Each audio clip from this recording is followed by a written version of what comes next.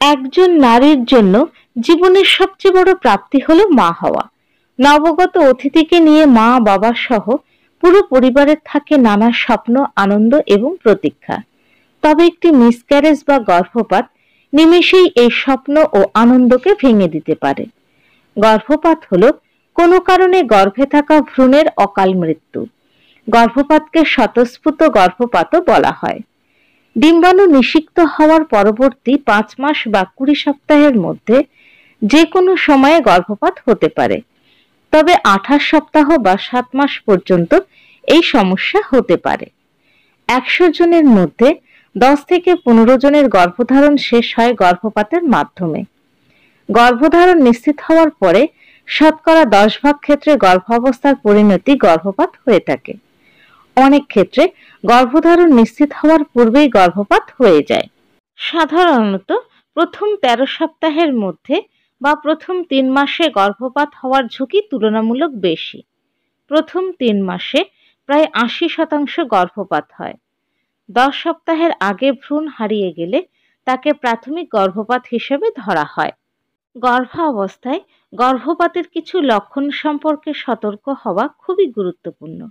কেননা গর্ভপাতের লক্ষণ দেখা দেওয়া এমন একটি ঘটনা যেখানে সঠিক সময়ে প্রয়োজনীয় চিকিৎসা নিলে 2/3 গর্ভপাতই রোধ করা সম্ভব। তাই আসুন গর্ভপাতের প্রাথমিক লক্ষণ সম্পর্কে জেনে নিই। তবে বিস্তারিত যাওয়ার আগে বলবো, অবশ্যই টুকিটাকি কলকাতা চ্যানেলটি সাবস্ক্রাইব করুন এবং পাশে থাকা বেল আইকনটি প্রেস করে অন করে নিন। তাহলে নতুন ভিডিও আপলোড হওয়ার সঙ্গে সঙ্গেই পৌঁছে যাবে আপনার কাছে। যোনি থেকে রক্তপাত। গর্ভাবস্থায় পিরিয়ড পুরোপুরি বন্ধ থাকে।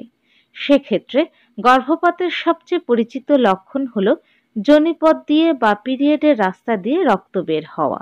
বাদামি রঙের অল্প পরিমাণে রক্তপাত হওয়া থেকে শুরু করে লাল রঙের এবং জমাট বাঁধা রক্তের দলাসহ ভারী রক্তপাত হতে পারে।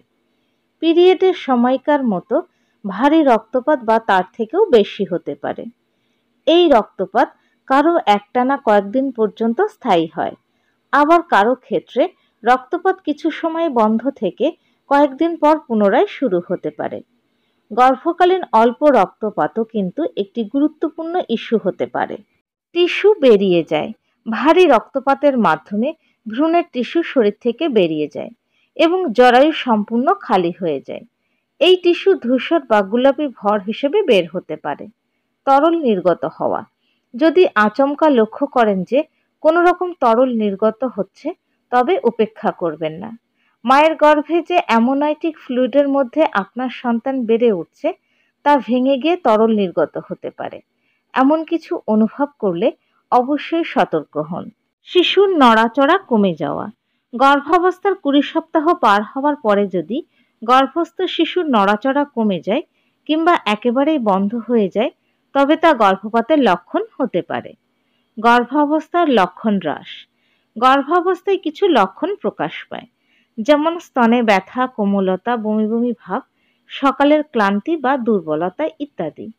এই লক্ষণগুলি যদি হঠাৎ গায়েব হয়ে যায় তাহলেও গর্ভপাতের আশঙ্কা থাকে। পেট ব্যথা। অনেক মহিলা গর্ভপাতের সময় পেটে ব্যথা অনুভব করেন। ব্যথা হালকা থেকে গুরুতর হতে পারে।